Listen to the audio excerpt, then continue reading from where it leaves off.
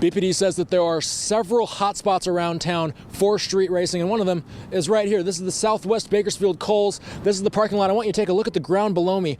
These are tire marks from donuts that these street racers have been doing. That's just one of the many dangerous activities that BPD is cracking down on.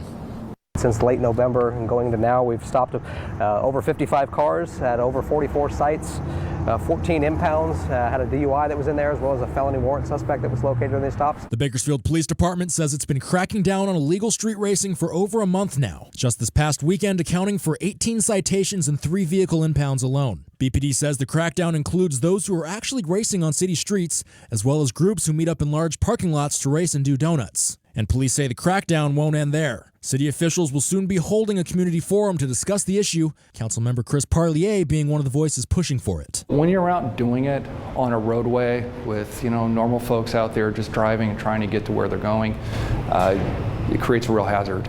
And unfortunately, that resulted in death in our community. And again, we don't want to see it happen again. In November, 57-year-old Maria Navarro was killed and her 2 grandchildren hospitalized after police say they were innocent bystanders caught up in a street racing crash. 2 men were arrested and have been charged in connection with the incident. Parlier says the upcoming community forum will give the police a chance to update the public about their crackdown and the public a chance to give their opinions about street racing. But also communicating with our stakeholders, those private property owners that own the shopping centers, to have them come to the table and employ tools with us to help mitigate the problem. Parlier says street racers themselves are invited as well. Meanwhile, police say they have more street racing enforcement operations coming up in the next several months. We're looking at installing some different infrastructure, potentially looking at some cameras to go in certain of these parking lots, working with business owners to maybe change some of the infrastructure and the layout that would make this not conducive to street racing activity.